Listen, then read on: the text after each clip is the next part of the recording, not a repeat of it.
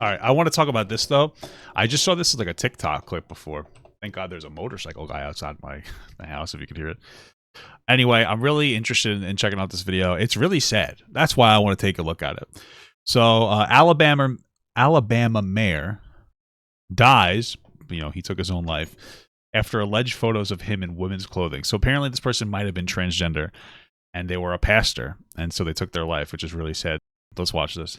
Let's take it down southward, where tonight a small town in Alabama is mourning the loss of their mayor, who died of an apparent suicide just days after a conservative news site published a story that showed alleged photos of him on social media, allegedly wearing women's clothes and makeup. They claim he led a secret life and labeled himself on sites as a transgender curvy girl. So what? You know, do your thing, man. God bless. Live your truth. NBC News is not going to show those pictures. The news site did not respond to our request for comment. Well, I mean, good for them for not showing the pictures. I'm kind of curious. I think out of respect, I won't show it just because it was being used to be weaponized against this person. I mean, is it even disrespectful to not show it? I don't think so. I can respect why they're doing it, but it looks like if this is them, like, yeah, they're trans or cross-dressing or whatever they're doing. I'm assuming trans. Like, okay. Why? It's so shitty because what a terrible thing. This person obviously lived in a very religious community. He's obviously a big part of religion, and religion played a factor in taking their own life, you know? What a sad thing. How sad. This person is just trying to live their truth, bro. Come on. Copeland is also the pastor at a local church where he addressed the two articles just 2 days before he died. Listen. I apologize for any embarrassment caused by my private and personal life. I have nothing to be ashamed of. Hey, God bless. A lot of things that were said were taken out of context. I want to bring in Morgan Chesky, who's covering this one. What's up with the beeps? Somebody struggling to do their job back behind stage? I don't understand. I mean, good for him for what he said, but if he took his own life, man, obviously there was something going on, which is how horrific, bro. That's terrible. For us tonight, Morgan, Mayor Copeland had been the mayor of this. He did eat though. Yeah, he looked good. Town, Smith's Station, for years. What else do we know about him and how this happened? I mean, what we know is he was a pastor in a very conservative area, which was very hateful to LGBTQ people. Probably it's Alabama, and he ended up taking his own life because of it. It's horrible. Yeah, he did it with his wife. Okay, cool, good for them. Elected back in 2016, we know that Smith Station, a town of about 5,000 people, and when Bubba Copeland was elected, it was reported that he really wanted to try to grow this small community, bring new business in. It was a place that he recently described as a modern-day Mayberry, and by all accounts, he was successful during his tenure as mayor. And you mentioned, Hallie, he wasn't just the mayor of Smith Station here. He was also the pastor of a local church, also owned a local convenience store. Wow, he was really big in the community, man. That's, I mean, a pastor in a church, owning a convenience store. In a lot of those small areas, owning a business like that is like huge for the community. My uncle used to own a deli. Everybody knew who he was. You know, I have an uncle that is like very active in the community, in parts of like of a particular, I'm not going to say what it is, the Ku Klux Klan. No, I'm just kidding. It's the Knights of Columbus. You know, I don't know what the fuck's wrong with me. Very active in the Boy Scouts because his kids used to be in the Boy Scouts, and then his grandson became in the Boy Scouts, and he's still active in there, you know? And it's like, you know, people can have a very positive impact on the community, and this guy did, and like, Jesus, what a horrible loss. A bit like a business owner in a small community, a pastor, the mayor, Jesus. So he was just about as involved as you can get in a small rural community there, where he had been beloved by many. And in 2019, he even had a chance to meet then President Mayberry Trump. Was the town in the Andy Griffith Show? Okay. His major test as a local leader came whenever this community endured a horrific tornado that killed 23 people in that Why put that stuff out there if you're a man of God? What do you mean he didn't put it out there? Other people put it out there. Small community there. And it was building from that he initially intended. Is that his wife? He dressed like his wife. Not bad. To run again, of course, up until he tragically took his life on Friday following the publishing of that article that we will not be showing. Hallie? Terrible. Can you talk a little bit about the community, the people there, how they're... What is the article? So many people feeling the pain of this loss very deeply. Right, still incredibly fresh, the emotion raw. We've had a chance to hear from people in the community on both sides of the aisle expressing their just shock at the loss of a beloved community member. I know that one of the most visible is former Alabama Senator Doug Jones. I'd like to share what he shared following Copeland's death. He said, I think I have the article. We might read through it. It is sad and disgusting how he was treated by the news, that conservative news site, for personal decisions, however misguided they may have been. We live in a mean, bitter world where the self-righteous tend to throw the largest stones, and the 1819 News is the perfect example. I mean, you know what? I respect this post, because what this is saying, it looks like this Doug Jones person is a very conservative person that's saying, like, I don't agree with the stuff he was doing in his private life, but it's disgusting that they use this as a weapon against him. And I can respect that. Like, I understand if you're a conservative and you're not a big understanding of trans people or whatever. I obviously disagree. But this is a respectful thing to say, you know. Because, yeah, what a tragedy, man. They bullied this guy into taking his own life. Right now, there is no timetable on who will succeed Copeland. We do know that the news site, as you mentioned, has not responded to NBC News request. But this is a small community, Hallie, that is absolutely reeling following the loss of one of their own. Yeah. Hallie?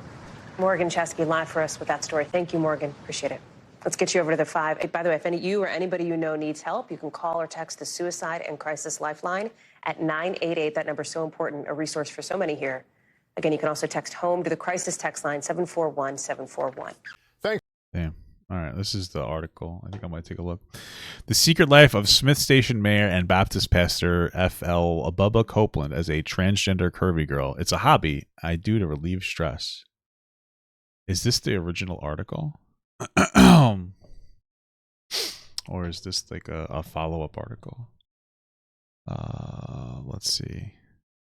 I can look it up real quick, see if we got this. If there's a way to look it up. So I wonder how many articles they did on this. Oh,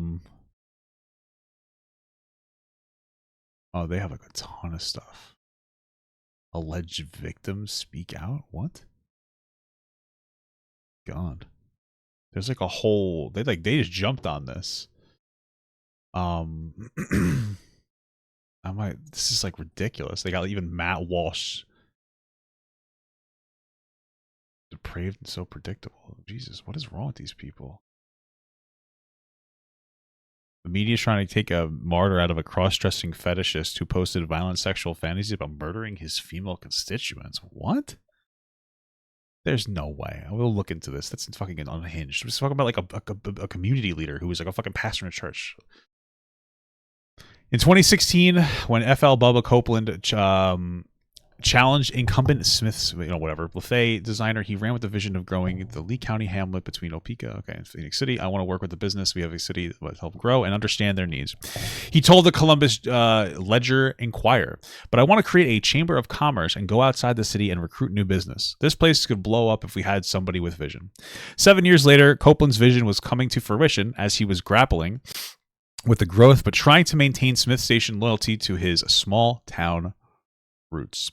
I always say we're Mayberry 2023, he said during a March interview with Columbus GA's WRBL.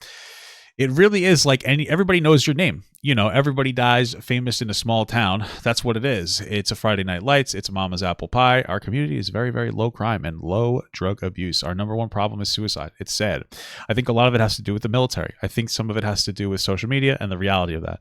That's number one problem we have. 4 years earlier, Copeland led his city through the horrific devastation of the March storm that led to an EF4 tornado.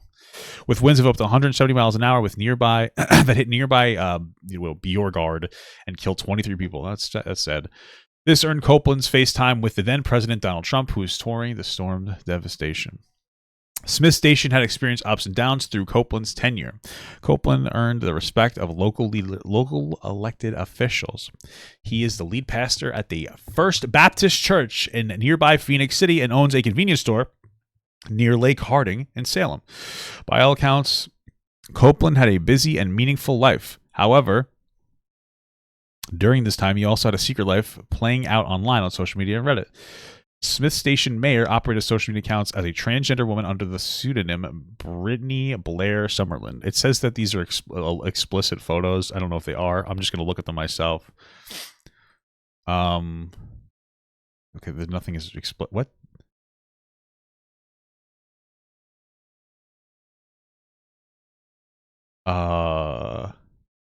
Any love for a curvy trans woman? Pink. These aren't really explicit. They're just pictures of them dressed up. I guess they made... Oh, it's not even explicit. Like, what the fuck? This is just... They're just pictures. Transitioning transgender curvy girl that loves smiling clothes and shoes. Let's chat. New story about a young man obsessed with big bimbo women. What is this? Is that even related? I don't understand what this is. Then some pictures of them on like a site. These aren't really... Oh, I guess they're censored. Okay, I guess whatever. I don't care. The profile includes regular posting of Copeland in various outfits, some more racy than others. He posted boudoir pictures of himself in women's underwear. Copeland posted regularly on Reddit, but also operated a private Instagram account on which he encouraged. I mean, he probably shouldn't have done that because it made it more public, but who cares? I guess a conservative religious person.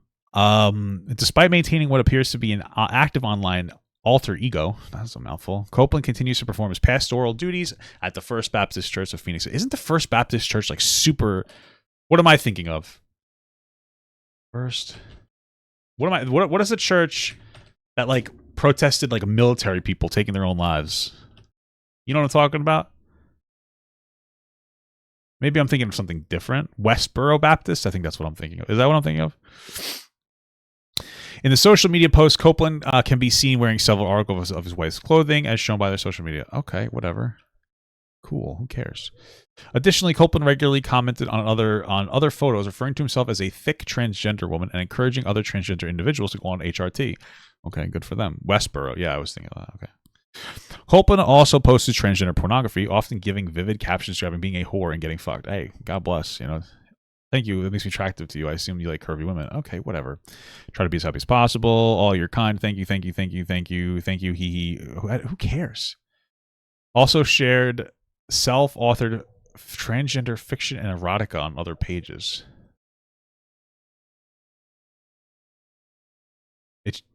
What the fuck is this? Okay, well, I clicked on the link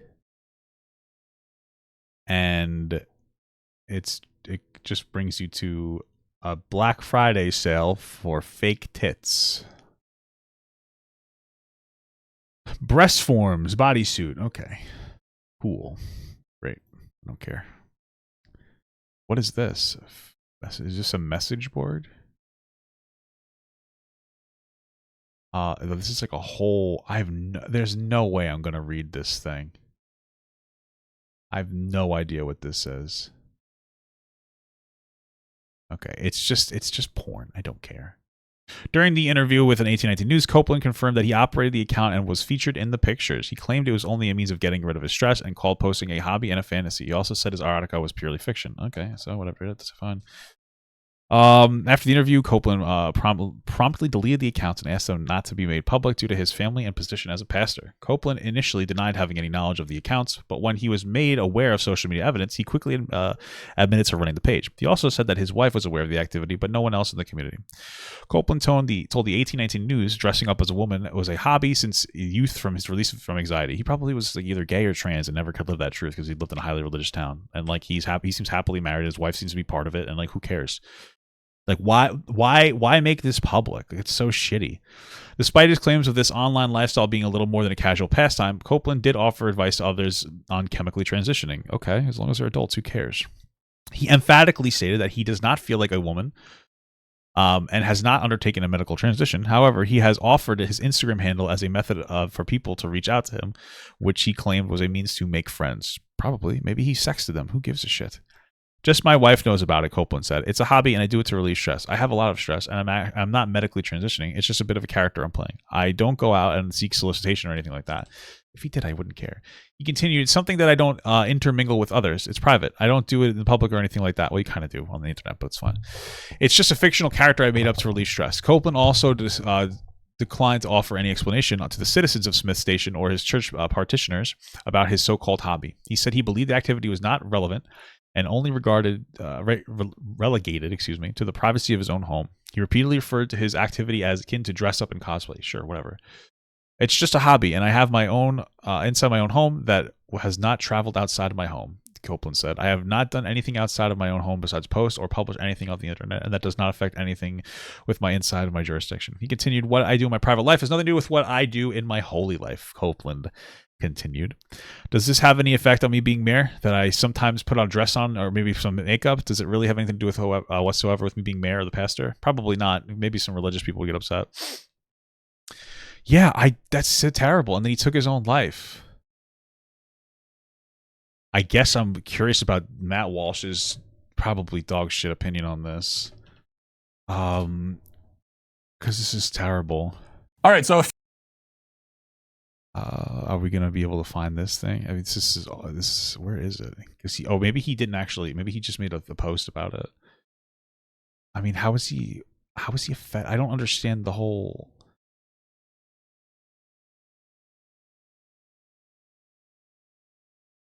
What? Oh, okay. It's about this, I think. we end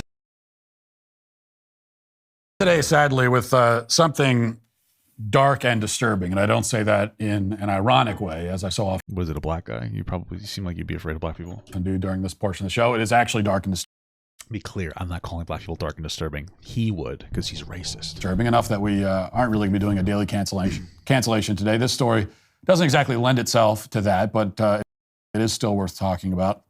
So on Friday evening around 5 p.m., police officers tried to conduct a welfare check on the mayor of Smith's Station, which is a small town in Alabama, population about 5,000 people.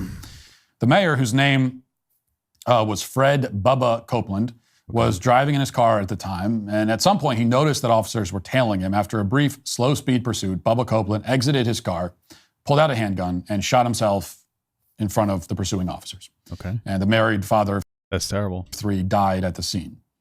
Now, in a country with any kind of underlying moral code whatsoever, those facts alone would allow for some obvious conclusions. For one thing, Bubba Copeland was a He was depressed, and he lived in a city that he admitted had a high suicide rate. So deeply troubled man.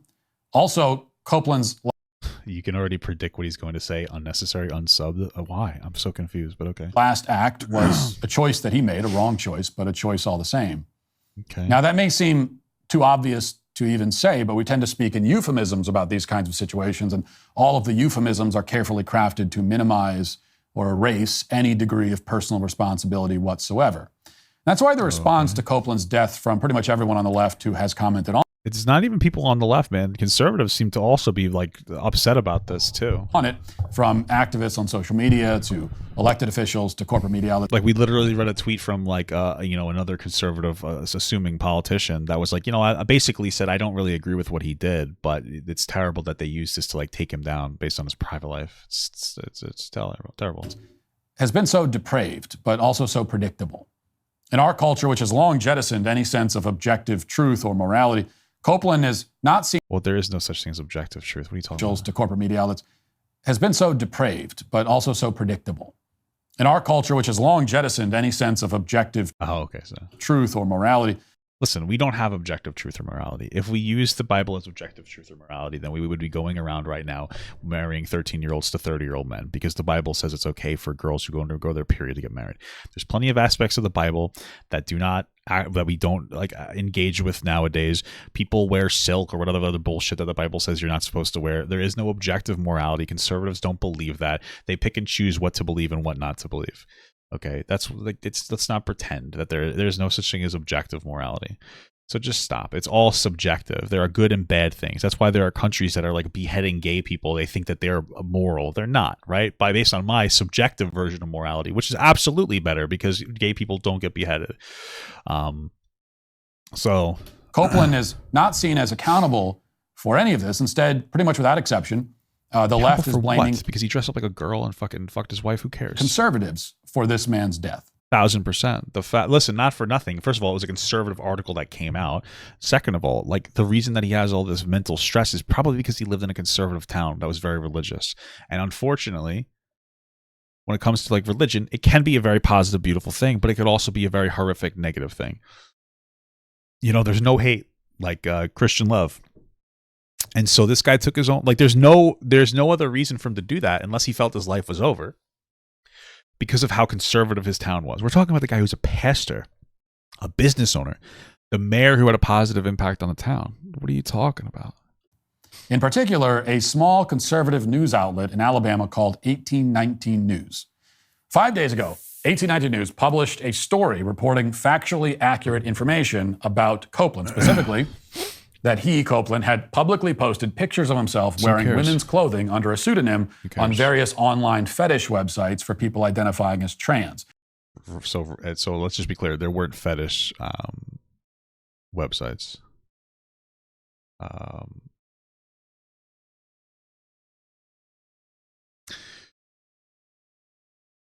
There's no fetish websites.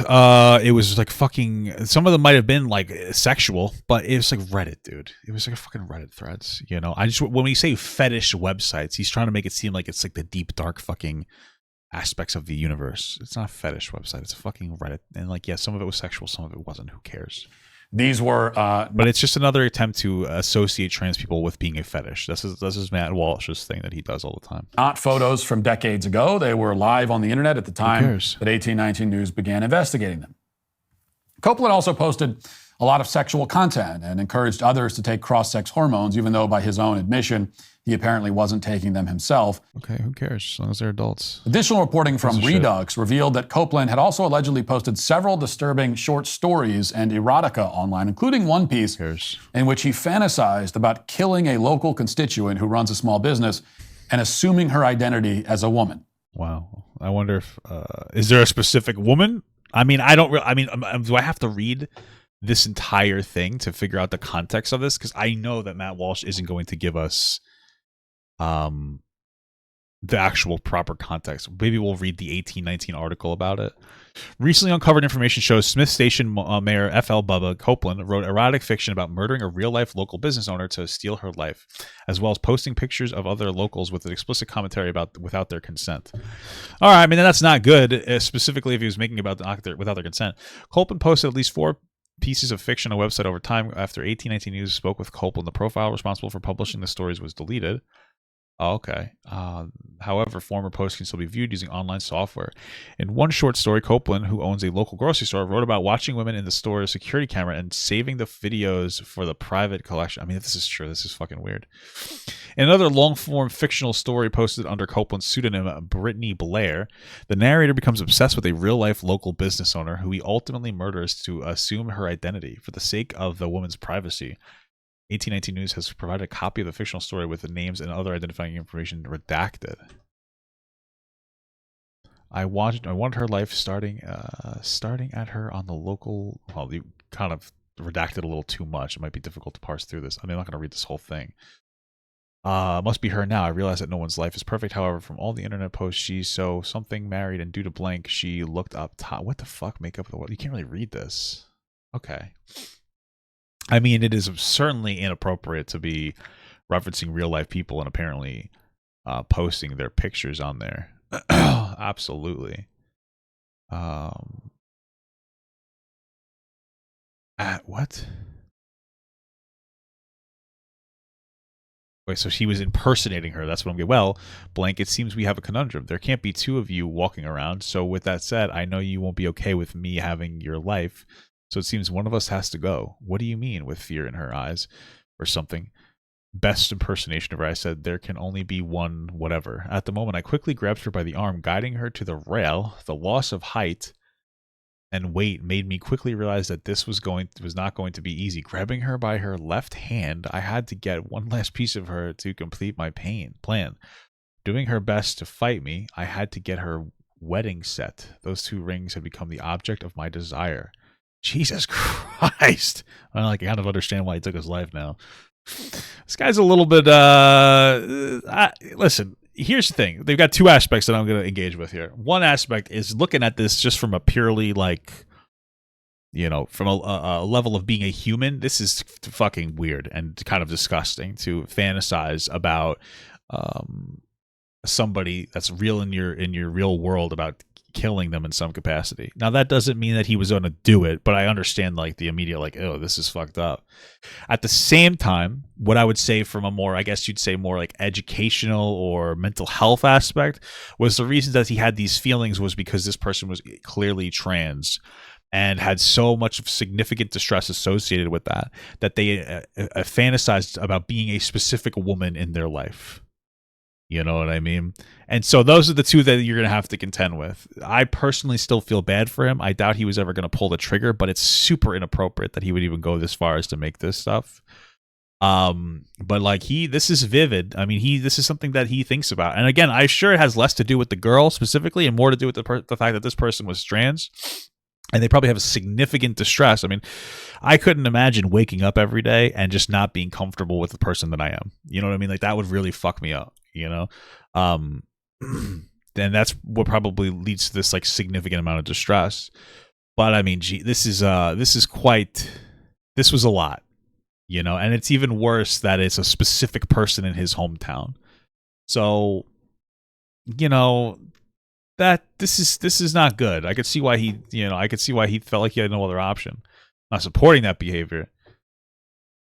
Oh, but this is quite a bit. In my cubicle, I sent her page. The story reads: she posted a new picture. Excited, I screenshot it and added to my ever-growing collection. To say I was a stalker would be a bit of an understatement. Every post she made, I studied, analyzing, and taking notes of her daily routine, what she ate, what she drank, from her favorite coffee to her favorite alcoholic drink.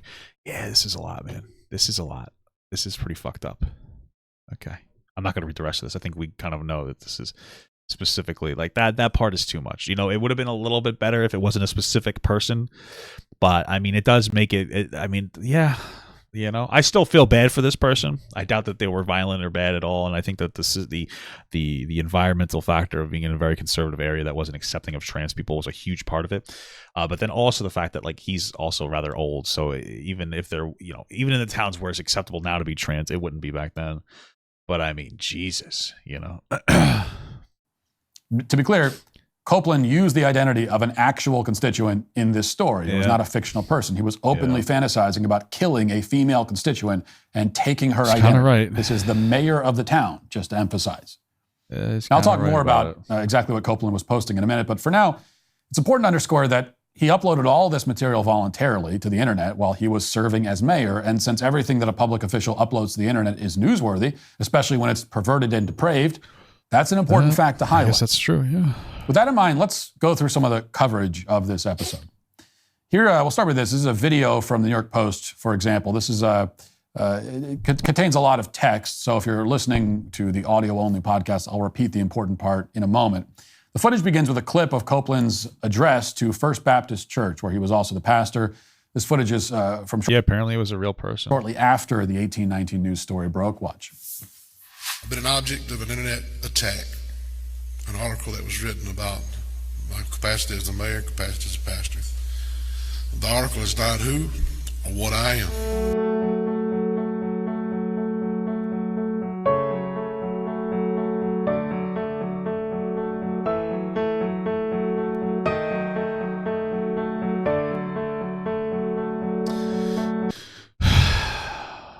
You know,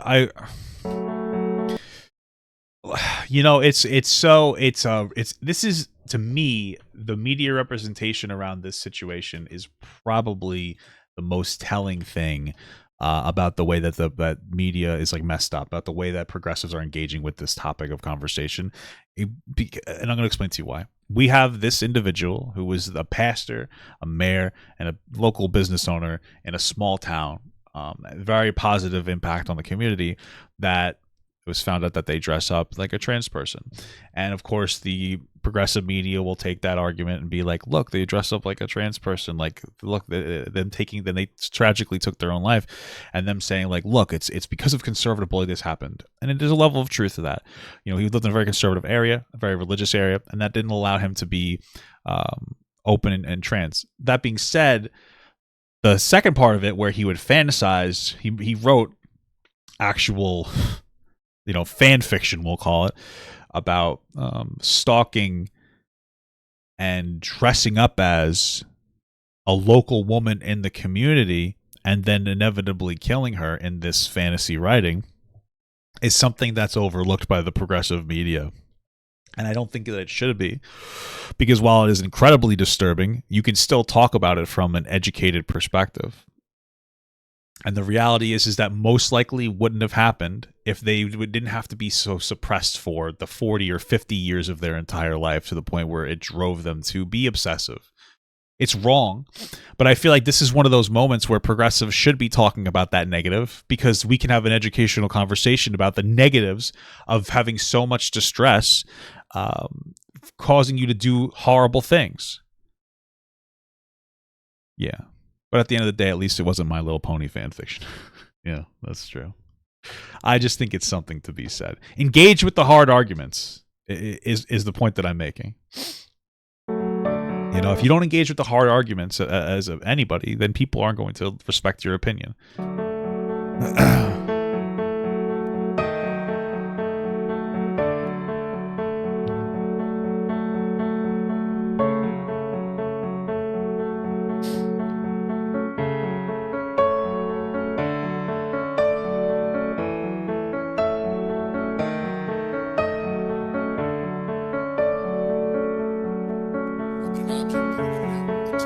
He's red in this picture. He must be fucking stressed.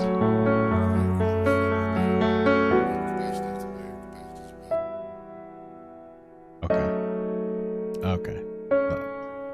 Get to the real. Okay, so the New York Post plays the sad piano music. They have Pastor Copeland saying. Can you explain how we know it's a real person? It just sounds like a short fantasy story from what we've seen. There's no inclination ever being, except for Matt Walsh saying so. I mean, Matt Walsh said so, and the article said so. They probably were a real person. They redacted the information. Unless your argument is that they're lying about it and it wasn't a real person, that might be true, but I doubt it. He's the victim. He's being attacked. He suggests the story is misleading without explaining how it was misleading exactly. And then New York Post explains in the written caption that Copeland had been, quote, outed for having a secret life he shared online as a transgender curvy girl. Copeland, the Post explains, was, quote, exposed by 1819 News in an article which describes Copeland's secret life online as a transgender woman under the pseudonym Brittany Blair Summerlin. Now, for a second, put aside the description of this man as a transgender woman and notice the framing here right away. Bubba Copeland was outed, according to the Post. The implication is that this poor transgender woman, quote unquote, privacy was violated. And yeah, I would still agree with that, you know, especially since at the time that they released the original article, the other stuff wasn't known about their weird, you know, stalker story. You know, if it was me, I guess I would have just waited until that part came out. No, we should feel sorry about that, and we should be angry at the people who outed him. They're acting like someone hacked his hard drive or wiretapped his phone calls, when in fact what happened was that a website looked at material that Copeland himself had posted publicly for everyone to see. But this notion that Copeland was outed somehow became the framing of every major news outlet and prominent. Oh, they're still outed in the same way where, like, just because if let's say your address is on the internet somewhere and then somebody signal boosts it so that more people know where it is, that could put you in potential harm, that it's also wrong, right? Politician. They're all pretending like Bubba Copeland was an innocent victim and, you know, a paragon of the community. Former U.S. Senator Doug Jones, for example, lamented he was a good man and a great mayor. Probably was. AL.com, a popular outlet in the region, had a senior editor live tweeting that person you referenced also made a comment about not agreeing with the lifestyle. So it's interesting he didn't mention that. Eulogies of Copeland a couple days ago. The Daily Beast faulted a right-wing blog for, quote, outing Copeland's, quote, private life. Newsweek reported that a right-wing website had, quote, outed Copeland, who was supposedly, quote, a transgender woman.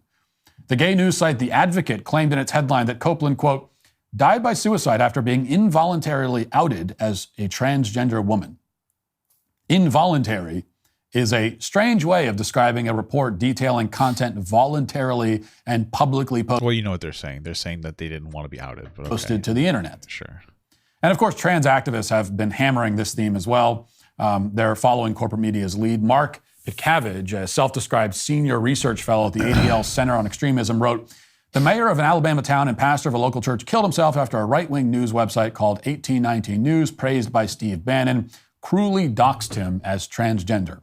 A guy named Zach Lambert, who bills himself as a pastor, quote, passionate about equality and holistic justice, whatever the hell that means, declared that Copeland's suicide proves that, quote, anti-LGBTQ plus rhetoric has deadly consequences. Absolutely true. And that anti-LGBTQ rhetoric probably led this person to have these really bizarre fantasies because they were so repressed.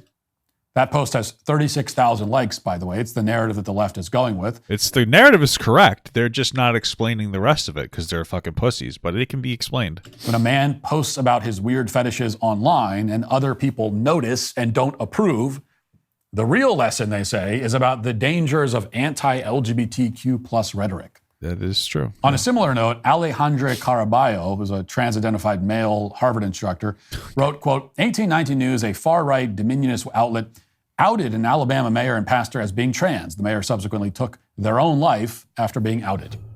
Now, in case you're keeping track, by the way, yeah, if it was Matt Walsh, she'd be saying the same thing, basically, yeah.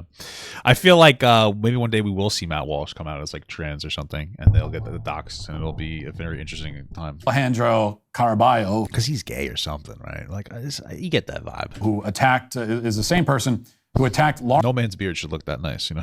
Lauren Boebert in graphic terms just a few weeks ago after someone leaked surveillance footage of Boebert and her date getting handsy while watching Beetlejuice, and who attacked the mayor subsequently took their own life. A male Harvard instructor wrote, quote, 1890 News, a far-right dominionist outlet, outed an Alabama mayor and pastor as being trans. The mayor subsequently took their own life after being outed. Now, in case you're keeping track, by the way, Alejandro Caraballo, who attacked, is the same person who attacked Lauren Boebert. Oh, I don't care. I mean, like, it's not good if they attacked them. I thought that this was relevant to the story. In graphic terms, just a few weeks ago, after someone leaked surveillance footage of Boebert and her date getting handsy while watching Beetlejuice in a local theater. In fact, I'd wager that nearly everyone on the left condemning those who outed Copeland also went after Boebert for the Beetlejuice incident. Except in that case, Boebert's behavior ended up on the internet because Boebert was jerking somebody off at Beetlejuice. Hey. I wish I was that guy. Someone took the surveillance footage and posted it without her knowledge. In Copeland's case, he put his sexual fetishes online himself for everyone to see. I mean, if she was jerking off somebody in public, you're kind of also in public. Supposed to, you know, I tend to agree. Like, if you're a public figure and people post you and stuff, like, I get it. I understand that. It's just tragic that this person took their own life. Respect the privacy of the second person and not the first. This is the kind of logic we're dealing with. Well, I think the argument would be that jerking a dude off in the movie theater isn't going to be seen as bad as being trans in a very conservative area. And what trans activists and the ADL and corporate media don't want to talk about is what exactly Copeland was uploading online in the first place. Sure. I alluded to this earlier, but it wasn't just weird images and fetish content for trans communities online, even though by itself that would clearly be newsworthy. As Redux reports, quote, Copeland's fictional exploits took a dark turn in 2021 when he published Dangerous Obsession. In the story, Copeland describes becoming obsessed with a local business owner who he ultimately murders to assume her identity. The woman murdered in the story is a real individual who lives in Copeland's community. Yeah, see, that it was a real person, it seems. Now, here's some select quotes from Copeland's story. Quote, I wanted her life. Staring at her on the latest social media application, all I could think about was how amazing it must be to be her. At 29 years old, married and due to gastric bypass surgery, had lost a lot of weight. She looked on top of the world. Copeland's character ultimately stalks this business owner and murders her on a cruise ship by throwing her overboard. Yeah. And those details didn't... Very, very dramatic. Very TV dramatic. It's something that would be written to represent trans people like 30 years ago. You know what I mean? Make it into the New York Post sad YouTube video with the mournful piano music. They don't make it into many of these reports. It's funny. I was going to put this on like my clips channel, like a secondary channel. This is a lot, though. Much deeper dive than I thought. Because they don't exactly inspire sympathy for this guy. So they just leave it out of their stories completely. So there's a lot of lying and obfuscating. Yeah, it's unfortunate that this person's going to be remembered for that fantasy story when they were a very like positive and really impactful mayor. Going on here as usual. And but community leader. If we look deeper, we can learn two important lessons. The first is that the left is desperately looking for, to borrow James Lindsay's phrase, their own trans Floyd, their trans George Floyd. Okay, LGBT activists. Jesus Christ. That's fucked up. Oh my God. Want to duplicate the protests, rioting, and general mass psychosis of 2020, but with themselves as the victim group in the center of it all. But in order to do that, they need a martyr. They need a death that they can pin on their enemies. They already do this in broad terms, of course, telling us about the suicide rate of trans and LGBT people and declaring that all of it is somehow the fault of conservatives.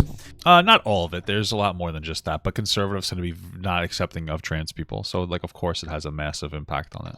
But broad terms are not good enough. They need a name, a face, some individual person, a martyr, their own George Floyd, to make into the face of the persecution they've invented. Okay. It's not an invented persecution. You literally hate trans people, but okay. Now, I think that the unfortunate death of Bubba Copeland will not be the George Floyd moment they're looking for, but the point is that they are looking for it. It's killing me. This George Floyd shit's fucking wild, bro. And eventually they will find it. And they will... No, I think that this guy's story is perfect. I think that this Bubba Copeland story is the perfect representation of transphobia in America.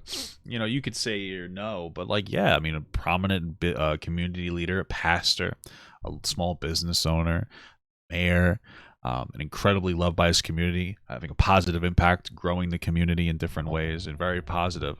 And then he happens to be trans in a very religious conservative town that doesn't allow trans people to exist. And that turns into a significant amount of distress that causes him to make online fan fiction about, you know, wanting to be a specific person in their community and then fantasizing about killing that person to assume their life. It's horrible. It's inappropriate. It's disgusting that it would happen, and they should have never done that, especially naming a specific person in these online posts.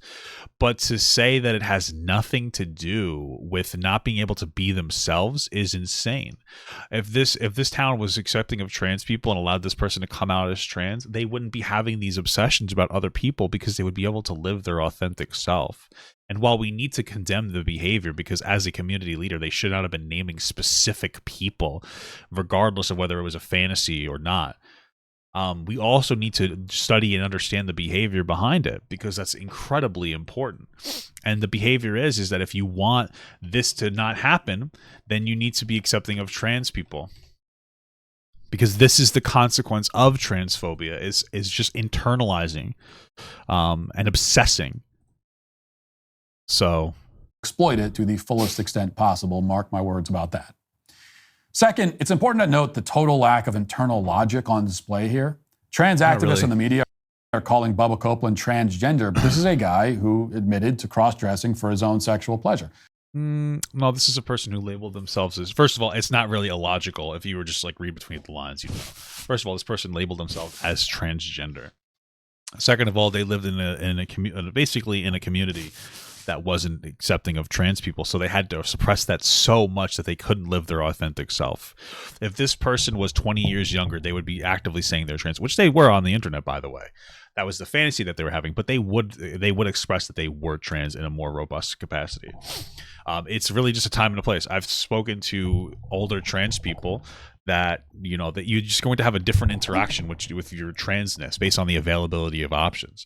So, like, it's really not that weird. This person was clearly trans, and they were just fantasizing about being trans because they weren't allowed to be trans, right? So it was more of a fantasy than a reality, but they wanted it to be a reality very clearly based on the obsessive behavior.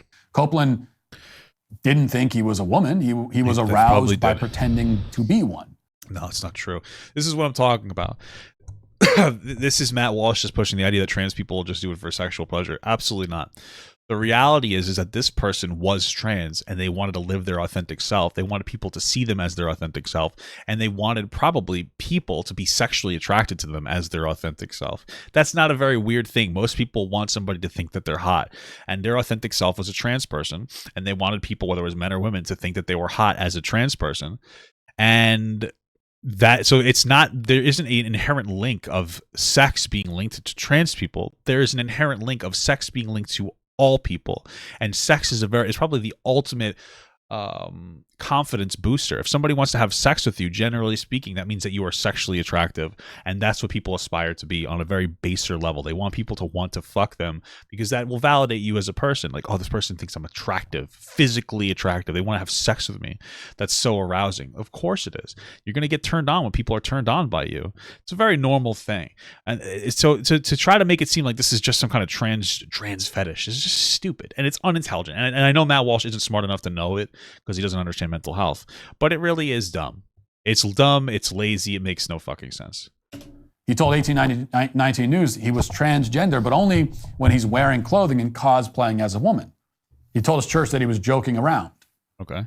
But now that Copeland is dead, you're instructed to refer to him as a brave transgender woman because off and on he liked to wear women's clothing. Now, to be clear, we've known for a long time that the overwhelming majority of trans-identified adult men are playing a sexual game of. No, that's not even. There's literally no statistic or data that ever suggests that, man. Sorts, and demanding that the rest of us play along.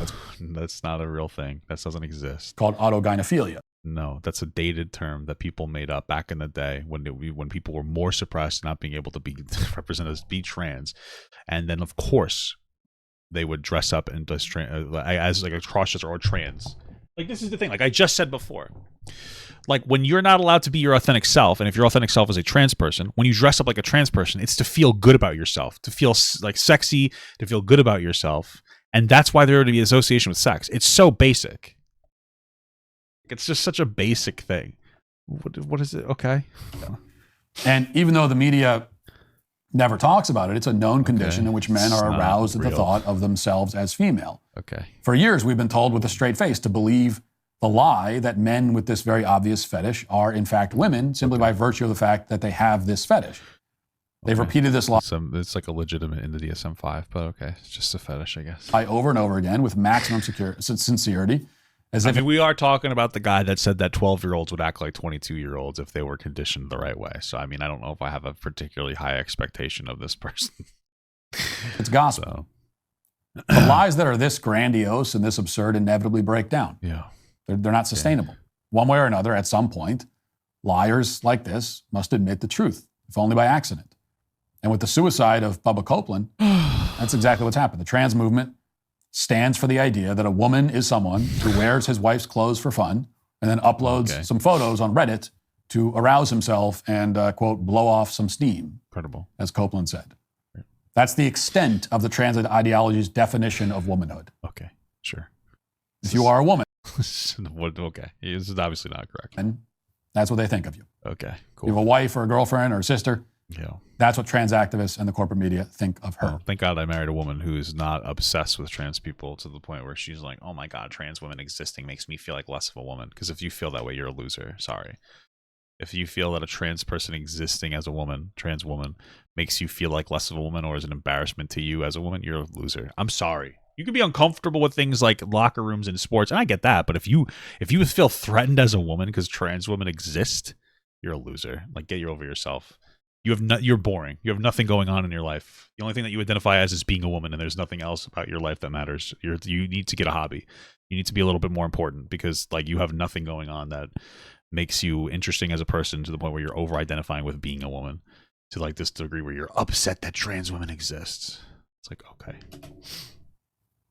And now they're admitting it. Okay. And that's the real lesson here. Crazy lesson, man. That'll do it for the show today. Thanks for watching. I appreciate the performative tone. Okay. Well, enough of this segment. It's something else. That was something else, guys. That was something else.